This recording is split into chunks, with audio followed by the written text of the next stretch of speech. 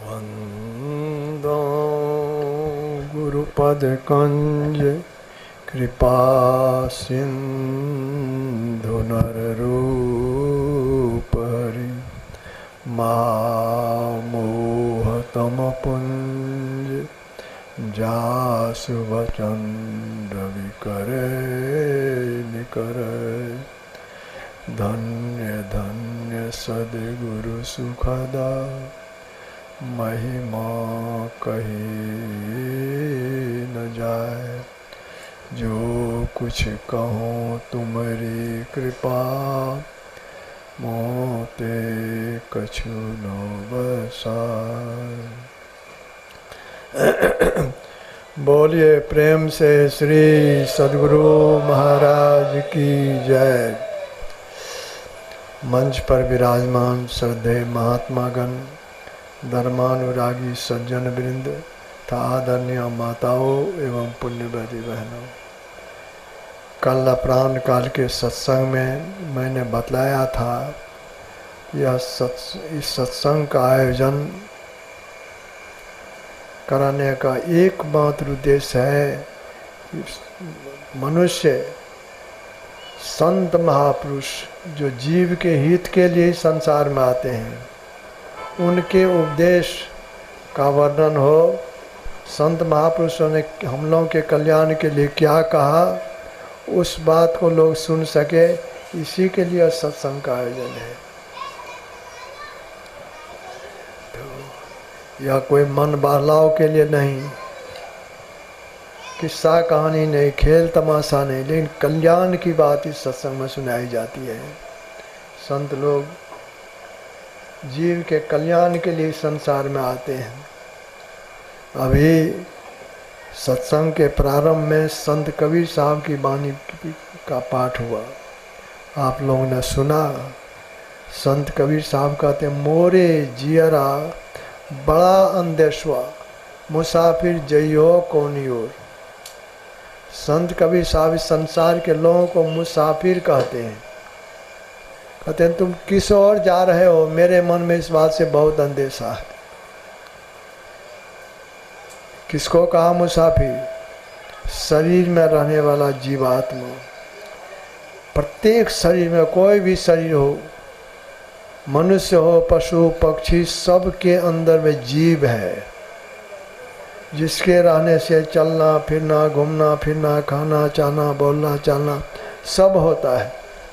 वह जीव है कौन? गोस्वामी तुलसीदास जी महाराज ने लिखा, ईश्वर अंश जीव अविनाशी, चेतन अमल सहज सुख राशि। यह जीव ईश्वर परमात्मा का अंश है, इसका भी नाश नहीं होता। हम लोग देखते हैं कि फलाने व्यक्ति शरीर त्याग दिए, कहते हैं ना फलाने शरीर त्याग दिए। कोई अभी कहते फलाने मर गए। मरता क्या है? शरीर में रहने वाला जीव नहीं मरता। शरीर से जीव निकल जाता है तो वह शरीर मुर्दा शरीर कहलाता है। अब शरीर से जीव के निकल जाने पर या इसको रखना चाहे कुछ दिनों तक नहीं रहेगा, 2-4 दिन के बाद ही यह सड़ना प्रारंभ हो जाता है, दुर्गंध आने लगता है। इसलिए लोग क्या करते हैं, शरीर का दाह संस्कार कर देते हैं। शरीर का दाह संस्कार कर देते हैं। जीव जो इसमें था निकल गया, वो कहाँ जाता है? वह 84 लाख योनियों में 84 लाख प्रकार के शरीर है, एक एक शरीर में उसको जाना पड़ता है। माया बस जीव आवागमन के चक्र में पड़ा रहता है। आवागमन बारंबार शरीर में आना, शरीर से निकलना, विभिन्न शरीरों में। इससे निकलने में बहुत बहुत कष्ट होता है जीव को। तो संत लोग इसी कष्ट से छुड़ाने के लिए, जीव को उबारने के लिए इस संसार में आते हैं।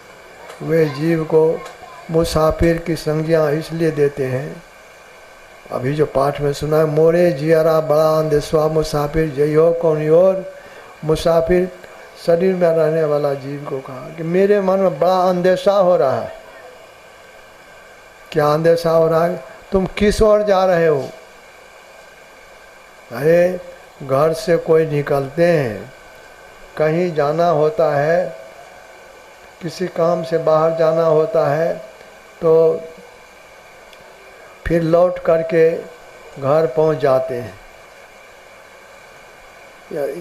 ईश्वर परमात्मा का अंश रूप जीवात्मा परमात्मा के धाम से निकल चुका है, निकला है, घूम रहा है, विभिन्न शरीरों में भटक रहा है।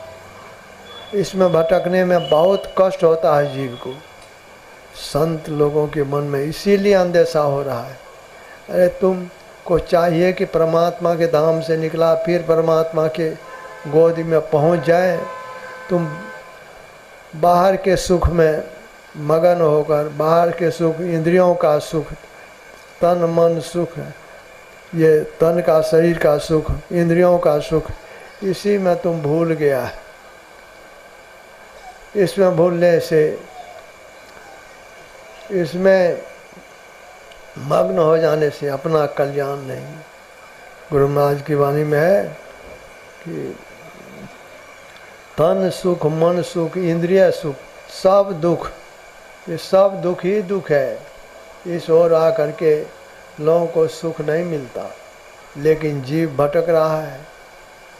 भटकते हुए जीव को संत लोग याद दिलाते हैं, तुम परमात्मा के धाम से निकला था, परमात्मा की गोद से तुम अलग हो गया है, तो फिर उन्हीं की गोद में चले जाओ।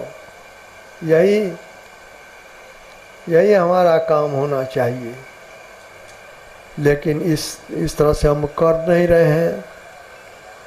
विभिन्न शरीरों को धर करके, जैसे लोग कहीं जाते हैं तो दिन भर चलते हैं, पहुंच नहीं सके जहाँ पहुंचना होता है तो रात में रह जाते हैं कहीं पर, धर्मशाला में या कहीं भी ठहर जाते हैं।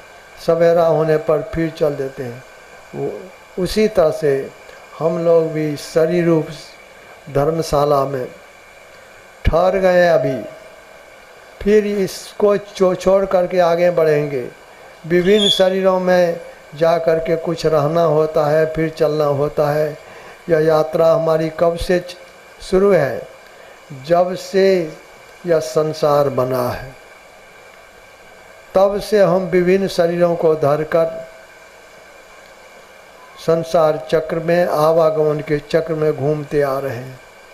इसमें घूमते रहने पर बड़ा कष्ट अभी तक भोगे हैं, बहुत कष्ट भोगे हैं। तो इस कष्ट से छुड़ाने के लिए ही संत लोग आते हैं। लेकिन जीव जो उनकी बात सुनना नहीं चाहता, अभी संसार के भोगों में मस्त है, तो ऐसे जीव को देख करके संत को बड़ी दया आती है। आपने सुना ने, मोरे जियाड़ा बड़ा अंदेशवा, मुसाफिर जई हो कौनी ओर। संत को दया आती है। कहेंगे दया क्यों आती है संत को? कहा इसलिए संत का हृदय बड़ा कोमल होता है, बहुत कोमल। दूसरों के दुख को देख करके संत लोग द्रवित हो जाते हैं। ख्याल मत बांटिए। एक तो लोगों को कष्ट हो रहा है, बाहर के सूरज के ताप को एक कपड़ा का आवरण दूर नहीं कर पाता। लोगों को गर्मी लगती होगी, इसलिए गर्मी सह करके आप लोग जो बैठे हैं, तो बहुत बड़ा लाभ उठाने के लिए, इस लाभ को तभी उठा सकेंगे जब आपका ख्याल इस ओर लग जाए। दूसरी ओर से ख्याल आप हटा लें, क्या कह रहे हैं इसको सुनिए। कल्याण की बात बतलाई जाती है सत्संग में। तो संत लोगों के मन में अंदेशा इसलिए कि संत लोग देखते हैं दूसरे, इसको कष्ट हो रहा है, कष्ट हो रहा है, कष्ट से छूट जाए।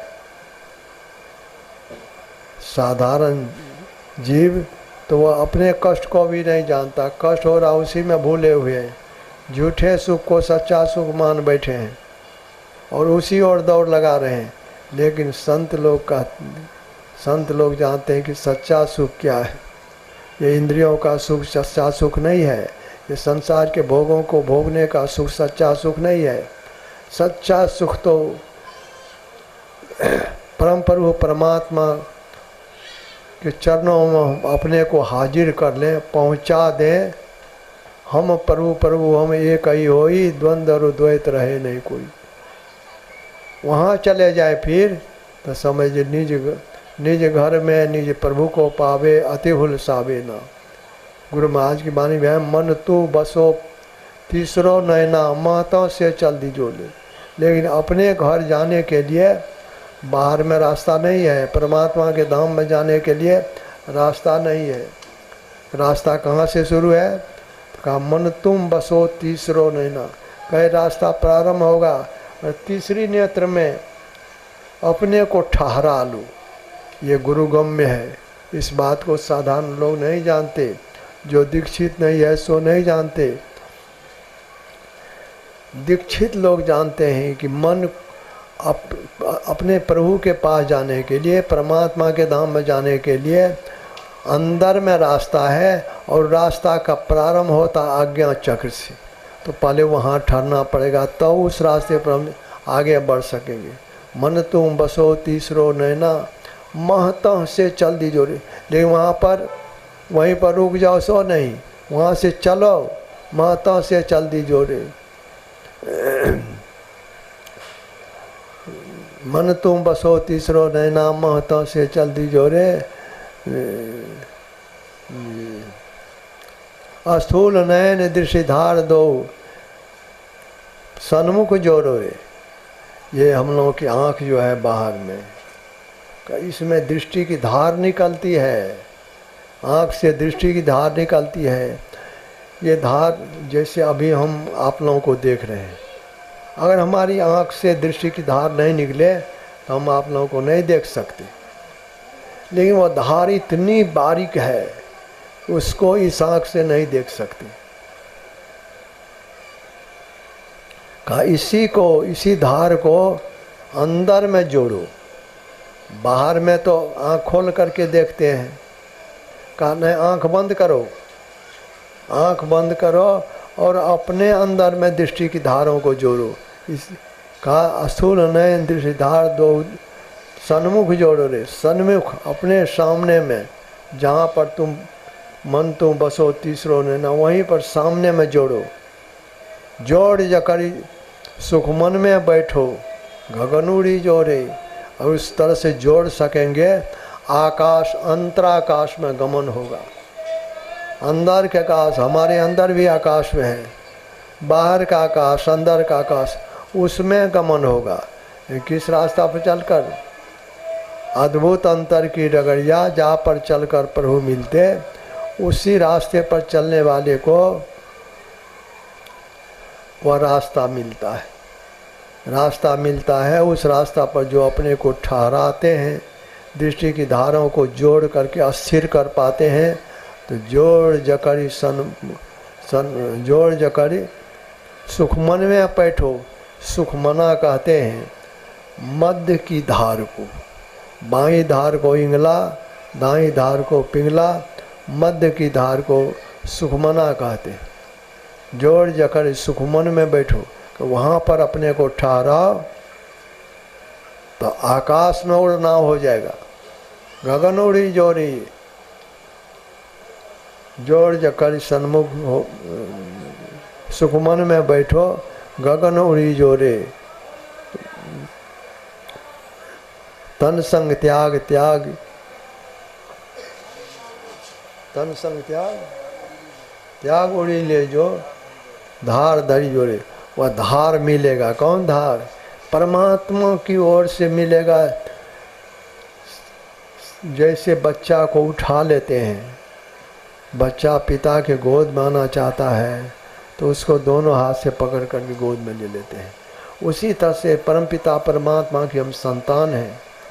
अगर इस तरह से करेंगे, संतों की बतलाई हुई युक्ति के अनुसार करेंगे, तो परमात्मा की ओर से सहारा मिलेगा।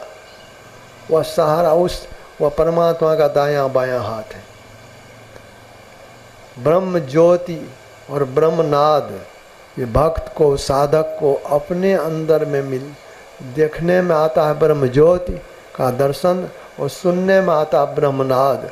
उनको सुनकर सुनत लखत सुख लहद अद्भुति, अद्भुत सुख की प्राप्ति होती है।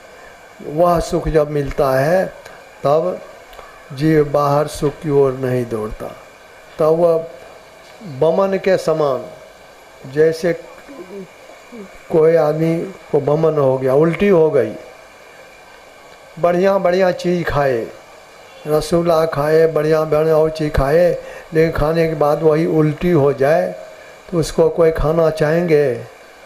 कोई खाना नहीं चाहेंगे। उसी तरह से जिनको अपने अंदर में वह सुख मिलता है उनके लिए संसार का सुख बमन के समान हो जाता है। ब्रह्म पीयूष मधुर शीतल, जो पै मन सो रस पावे, तव कत मृग जल रूप विषय कारण निश्वास धवे। ब्रह्म रूपी अमृत की प्राप्ति होती है। उसकी प्राप्ति होने पर वह चुंबक की तरह जीव जो संसार में भी भटक रहा है, इंद्रियों के घाट में जुटकर इंद्रियों के सुख को लेकर मगन हो रहा है, अब इस ओर उनका भटकन छूट जाएगा। लेकिन अभी तो भटक रहा है, अभी तो बाहर बार दौड़ लगा रहे हैं। जो छूटने वाला सुख है उसी को हम बहुत जमा करना चाहते हैं, उसी को भोगना चाहते हैं। इस हालत में देख करके ही संत लोग कहते मोरे जियारा बड़ा अंधेश्वा, मेरे मन में अंधेशा हो रहा कि तुम हो परमात्मा के अंश, उस परमात्मा से निकल गए हो, उनसे बिलग हो गए हो। जीव जब हरिते बिलगान्यो देह गे, जीव जब ते हरिते बिलगान्यो देह गे निज के मान्यो। अपनी देह को, अपने घर को, संसार के सुख को, यही को अपना मान बैठे। इस तरह से जो कर रहे हैं तो भटक रहे हैं संसार में भटक रहे हैं। तो संत लोग कहते ईश्वर से मुख को मोड़ो, चलो परमात्मा के धाम में। संत राधा स्वामी साहब की वाणी है कि सूरत क्यों भूल रही, अब चेत चलो स्वामी पास। संत राधा स्वामी सूरत कहते शरीर चेतन आत्मा को। शरीर में केवल मन ही नहीं है, चेतन आत्मा है, लेकिन अभी मन के साथ मिला हुआ, जैसे दूध के साथ घी मिला हुआ रहता है। दूध को जहाँ ले जाएंगे दूध तो उसके साथ जाता है। उसी तरह से मन बाहर में भटक रहा है, तो सूरत इस मन के साथ मिला हुआ संसार सुख में पड़ा हुआ है। इसमें शांति नहीं मिलती, सुख नहीं मिलता। तो संत राधा स्वामी साहब कहते हैं सूरत क्यों भूल रही, अब चेत चलो स्वामी पास। क्यों भूली हुई हो, अब अपने मालिक के पास चलो। लेकिन कैसे जाएंगे? मन तो इस शरीर चेतन आत्मा को भटका करके संसार विषयों की ओर ले जा रहा भी। तो मन को भी समझाते हैं संत राधा स्वामी साहब, हे मनवा तुम सदा के संगी, त्यागो जगत की आश। मन को कहते हैं, हे मन तुम केवल इसी जीवन में हमारे साथ नहीं हो, जब से हम इस संसार में आ गए हैं, भटक रहे हैं, तब ही से तुम हमारे साथ हो। तब से तुमको क्या मिला अभी तक? ये संसार का सुख ही तो तुमने भोगा है। इसको भोग करके तुम्हें कभी संतुष्टि नहीं हुई, कभी तृप्ति नहीं हुई, अब भी नहीं होगी। तो करो क्या? फिर इंद्रियों को वे समझाते हैं संत राधा स्वामी साहब कि हे इंद्रियन तुम भोग दीवानी, क्यों फंसो काल की फांस। तुम जो इस संसार के भोगों में दीवानी हो रही हो, इसमें दीवानी होने से काल के फंदे में फंस जाओगी। तो करो क्या? जल्दी से अब मुख को मोड़ो, अंतर आ जब विलास। शीघ्र अपने मुख को संसार विषयों की ओर से मोड़ कर अंदर की ओर करो। अंदर में क्या मिलेगा? अंतर अजब विलास। ऐसा सुख का भंडार है अपने में जो एक बार प्राप्त होने पर फिर छूटेगा नहीं।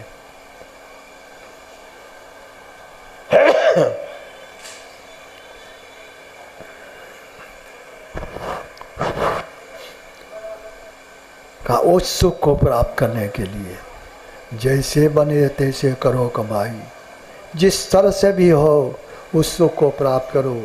यही मानुष देह समया में करो परमेश्वर में पार। यह काम इसी शरीर में हो सकेगा। शरीर तो इस जीवन में मनुष्य का शरीर तुम्हें मिला है, नहीं करोगे छूटेगा, फिर अवसर नहीं मिलेगा, फिर यह मनुष्य अनमोल मनुष्य शरीर नहीं मिलेगा। नर समान नहीं कबनु देही जीव चराचर जाचर जी। इस मनुष्य शरीर के समान और कोई शरीर नहीं है। तो एक बार इस शरीर के छूट जाने पर 84 लाख योनियों में जाना पड़ेगा। तो कहते हैं इससे छुड़ाने के लिए अपने मन को, अपने मुख को संसार विषयों की ओर से मोड़ कर अंदर की ओर करो। गुरु जुक्ति से करो। संत स्वरूप जो जुक्ति बतलाते हैं वो जुक्ति से करो। बाहर के विषय से संबंध छूट जाएगा, लेकिन अंदर की ओर हो जाने पर अंदर का सुख मिलेगा। अंदर का सुख पहले जप भी जो करेंगे उसमें भी एकाग्रता होगी तो बड़ा चैन मालूम पड़ेगा। असूल रूप का ध्यान करेंगे उसमें भी एकाग्रता होगी तो बड़ा चैन मालूम पड़ेगा। दृष्टि योग साधन के लिए तो कहना है क्या, दृष्टि योग साधन करने पर तो अपने अंदर में देखने में आने लगेगा। परमात्मा की अद्भुत लीला अपने अंदर में देख सकोगे। तो उसमें तो ऐसा सुख जैसा सुख कभी नहीं प्राप्त किया। इसीलिए गुरु महाराज की वाणी में है कि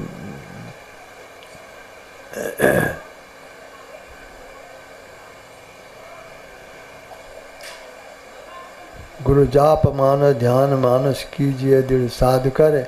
इनका प्रथम अभ्यास कर शुद्ध करना ही चाहिए। पहले जो बतलाते हैं जप करने के लिए, मानस जप, मानस ध्यान, इसको खूब दृढ़ता के साथ करो। इसके बाद जो दृष्टि जो साधन करोगे तब तुमको अपने अंदर में सुख की अनुभूति होने लगेगी। सुख देखो रे भाई, भजो भाई गुरु गुरु गुरु रूप ध्यान धरो, सन्मुख बिंदु निरेखो। सुख देखो रे भाई, कहते यह करना पड़ेगा। उस सुख को प्राप्त करने के लिए पहले जप करना पड़ेगा, फिर असुर रूप का ध्यान करना पड़ेगा, फिर दृष्टि योग का साधन करेंगे तो कहते भजो भाई गुरु गुरु गुरु रूप ध्यान धरो, सन्मुख बिंदु निरेखो। सुख देखो रे भाई, तब जो सुख मिलेगा। संसार सुख की ओर मन नहीं भागेगा। और यह एक बार इसका यह प्राप्त होने पर, यह सुख मिलने पर फिर यह संस्कार अन्य शरीर में जाने नहीं देगा।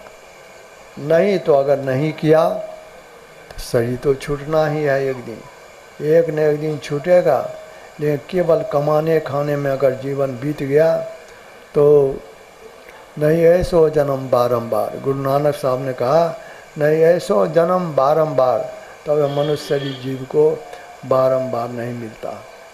इसीलिए फिर वे आगे कहते का जानो जो पुण्य प्रगट होते रहो मानो खा अवतार। तुम्हारा कुछ पुण्य रहा होगा जो मनुष्य शरीर तुम्हें प्राप्त हो गया, लेकिन घटत छिन छिन बढ़त पल पल जात न लागत बार। तुम्हारी आयु घट रही है, आयु घट रही है, केवल उम्र बढ़ रहा है। हम जो कहते हैं हम इतने वर्ष के हो गए, तो जितने वर्ष के हम हो गए उतनी आयु समाप्त हो गई हमारी। अब उतना बाकी नहीं है। जितने वर्ष के हम हो गए हमारी उतनी आयु काल के मुंह में चली गई, घटती जा रही। घटत छिन छिन बढ़त पल पल, आयु घट रही है, उम्र बढ़ रहा है, इसको बीतने में समय नहीं लगेगा। जात न लागत बार, वृक्ष ते फल टूटी पड़ी हैं, बहुरी न लागत डाल। जैसे वृक्ष से फल गिर जाता है तो गिरा हुआ फल फिर डाल में जा कर के नहीं लगता। गाछ में फल लगा हुआ फल गिर जाए नीचे तो कितना ही कोई प्रयत्न करे वह गिरा हुआ फल गाछ में जा कर के लगता नहीं। उसी तरह से जिस क्षण इस शरीर से प्राण निकल जाएगा, कोई लाखों उपाय कर ले, फिर वह जीव, शरीर से निकला हुआ जीव फिर इसमें वापस नहीं आवेगा। संत राधा स्वामी कहते इस बात को जानकर गफलत में मत रहो, इस बात को जानो। इस बात को जानकर संसार के कर्तव्य कर्म को करते हुए, कर्म छोड़ने के लिए कोई संत लोग नहीं कहते संसार के कर्तव्य कर्म को करते हुए परमात्मा की भक्ति सुमरन ध्यान करो, सबसे होने योग्य है, कोई इसके लिए अयोग्य नहीं। हम लोगों के गुरु महाराज ने कहा जितने मनुष्य स्तनधारी हैं प्रभु भक्ति कर सकते, सभी केवल मनुष्य कर सकते हैं।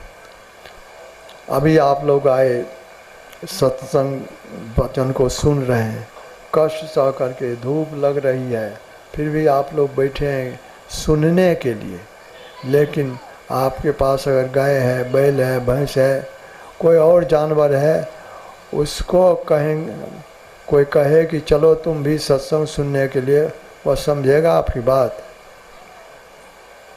वह समझ नहीं सकेगा, वह आएगा नहीं, कोई सुन नहीं सकता, उसे कोई सुना नहीं सकता, वह कर नहीं सकता। वह तो अज्ञानता वाला शरीर है। केवल मनुष्य के शरीर में परमात्मा ने विशेष ज्ञान दिया है। मनुष्य केवल इस काम को कर सकता है।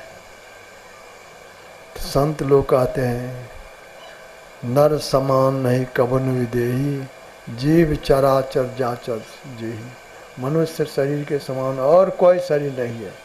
सभी प्राणी जीव इस शरीर को पाने की कामना करते हैं, लेकिन मिलता सबको नहीं। एक बार शरीर से जीव निकल करके अन्य शरीर में चला गया, कुत्ता बिल्ली घोड़ा गधा सांप बिच्छू कीड़ा मकोड़ा उस शरीर में चले गए, तो अब एक एक करके 84 लाख योनियों में जाना पड़ेगा। कितना कष्ट सहेगा। जीव को मार करके जीव खाता है। अन्य शरीर में मनुष्य शरीर को कोई मारते हैं पीटते हैं तो उसके लिए तो केस मुकदमा है।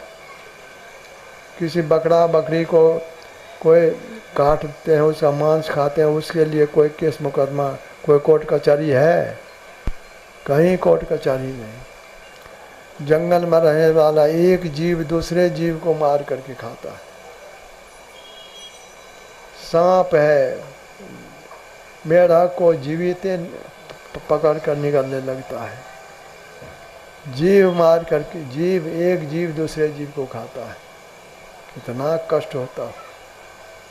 तो इस तरह का कष्ट तो बहुत भोगे हैं, बहुत भोगे हैं।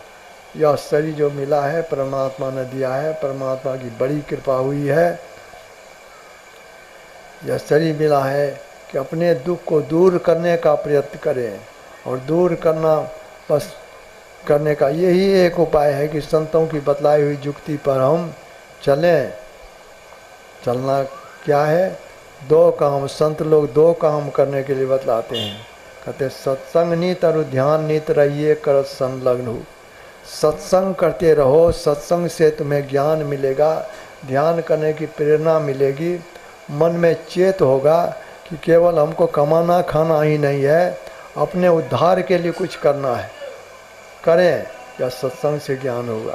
ध्यान करेंगे तो ध्यान करने से हम काल के मुंह से निकल सकेंगे। जैसे कि गुरु महाराज की वाणी में है कि माघ भूखा बाघ काल के मुख पड़ो है बावरे, होश कर चेतो सवेरे बचो ध्यान के दावरे, काल मुख से निव की भागो ध्यान के बल भाई रे, ऐसो अवसर खोई हो तो रोई हो पछताई। का ध्यान करो, ध्यान करने से ही काल के फंदे से निकल सकोगे। नहीं ध्यान करोगे तो काल तो भक्षण कर ही रहा है। संत पलटू साहब कहते हैं तू क्यों गफलत में फिरे, सिर पर बैठा काल। सिर पर काल बैठा हुआ है। संत कबीर साहब की वाणी में है कि कबीर गर्व न कीजिए काल गहे कर केश।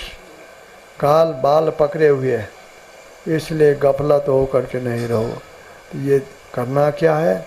सुमरन ध्यान करना है। सुमरन ध्यान करने की प्रेरणा सत्संग से मिलती है। इसलिए दोनों कामों को जो करते हैं जैसे गाड़ी का चक्का, दोनों चक्का रहता है तभी वे आगे बढ़ पाता है। सत्संग करते हैं, ध्यान करने की प्रेरणा मिलती है। ध्यान करेंगे तो सदाचार का पालन करने की शक्ति प्राप्त होगी, पाप कर्म छोड़ करके रहने की शक्ति प्राप्त होगी। सत्संग ध्यान दोनों करते रहें, पाप कर्म से अलग हो करके रहें। संसार में जिस तरह का शरीर जीविकोपार्जन के लिए कर रहे करें, उसके लिए कोई नहीं रोकते। कहते जीविकोपार्जन के लिए जो काम करते हो करो, लेकिन सच्ची कमाई से अपना भरण पोषण करो। सच्ची कमाई से अपना भरण पोषण, परिवार के लोगों का भरण पोषण, और धर्म काम में भी जब बच जाए तो सभी करो। संत कबीर साहब ने कहा, साईं इतना दीजिए जा मैं कुटुंब समाए, मैं भी भूखा ना रहूं साधु न भूखा जाए।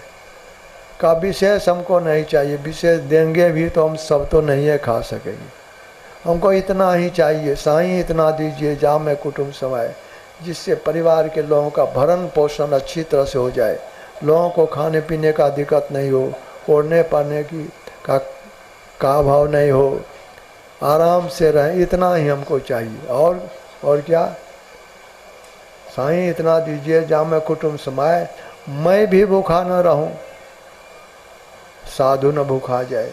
कोई साधु महात्मा आ गए, दीन दुखी आ गए, भिखारी आ गए, उनको भी मैं दे सकूं, केवल अपने ही खा करके समाप्त हो जाए सो नहीं, उनको भी दे सकूं, बस इतना ही हमको चाहिए। तो इतना ही चाहिए।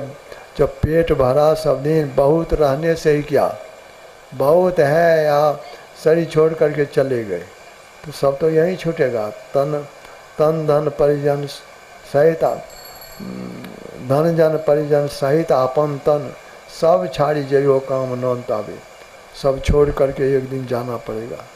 इसलिए उस संग्रह में विशेष अपने मन को लगा करके नहीं रख करके, कर से कर्म करो विधि नाना, चित राखो जहाँ कृपा निधाना। हाथ से संसार के कर्तव्य कर्म को करते रहें और अपने ख्याल को परम प्रभु परमात्मा में लगा करके रखें। अपनी रानी को संभाल करके रखें, रानी मतलब पाप कर्म से बच करके रहें। कहे कबीर निज रानी सम्हारी, सदा आनंद रहे न डाई। जो अपनी रानी को संभाल करके रहते हैं उनके मन में शांति विराज करती है। जो अधर्म के साथ धन लोगों का लूट करके किसी तरह से जमा करते हैं, भले लोग नहीं जाने, उनका मन कसोटता अपने जो हमने अच्छा नहीं किया, लोगों की मैंने हत्या कर दी, लोगों का धन हड़प लिया, उनको जीवन काल में भी सुख नहीं मिलता और शरीर छूटने के बाद तो क्या मिलेगा, उस अपकर्म के कारण वो घोर नरक में जाता है। इसलिए उस ओर से अपने ख्याल को हटाकर पवित्र जीवन बिताते हुए, पवित्र रानी में रहते हुए सुमरन ध्यान करें। यही मनुष्य पाने का परम फल है। ऐसा करेंगे ही लोक परलोक दोनों उत्तम बनेगा। यह जीवन भी सुखमय शांतिमय और आगे का जीवन भी सुखमय शांति बनेगा। तब देखिए आप लोगों को भी धूप के कारण कष्ट हो रहा है और मैं भी तो अस्वस्थता के कारण बाहर नहीं जाता हूँ। ये तो यहाँ जो आना हुआ दिल्ली चिकित्सा कराने के क्रम में आना हुआ, नहीं तो उधर जो अधिवेशन वगैरह होता है, जिला अधिवेशन, अनुमंडलीय अधिवेशन, परमंडलीय अधिवेशन, प्रखंड अधिवेशन, हमारे भाई लोग महात्मा लोग सब जगह जाते हैं। मैं तो कुपा घाट में ही रहता हूँ बस अस्थिर होकर के। यहाँ आना हुआ कि इसलिए कि चिकित्सा करानी थी, इसीलिए तो मुझे भी अधिक देर तक बैठने में कष्ट ही होता है। तो अब मैं अपनी बात समाप्त करता हूँ। यह जो सत्संग का आयोजन हुआ, चंद्रकिशोर बाबू ये इस सत्संग का आयोजन किए। आयोजन में कितना खर्च होता है, किस तरह से कष्ट भी लोग उठाते हैं, लेकिन यह अपने लिए नहीं, कोई सत्संग का आयोजन अपने लिए नहीं करते। संतों के का ज्ञान और लोगों को भी मिले और लोग भी इस बात को सुन सके, समझ सके, लोगों का कल्याण हो, इसी भावना से लोग सत्संग का आयोजन करते हैं। इस भावना से सत्संग का आयोजन करने वाले बड़े पुण्य के भागी होते हैं। इसका फल बहुत अधिक। भोज भंडारा केवल एक शाम खिला देंगे, वो तो जीवन भर तो उसी अन्न से रहेंगे नहीं। लेकिन सत्संग वचन सुन करके अगर थोड़ा सा भी चेत हो गया, इस रास्ते पर लग गए, बड़ा कल्याण होगा, जीवन सुधर जाएगा। यह जीवन सुधारने वाला काम यही सत्संग का आयोजन है। यह आयोजन करा के चंद किशोर बाबू, उनके भाई लोग, परिवार के लोग बड़े पुण्य के भागी हुए हैं। मैं इनके लिए शुभकामना करता हूँ, गुरु महाराज से प्रार्थना करता हूँ इनका जीवन सुखमय और शांतिमय बना रहे। और आप लोग जो घर के काम काजों को छोड़कर सत्संग में बैठे हैं, अभी देखता हूँ कि ऊपर से सूरज की गर्मी लगती है, इस हालत में भी आप बैठे हुए हैं कष्ट सह करके। आप लोग भी बहुत बहुत पुण्य के भागी हैं।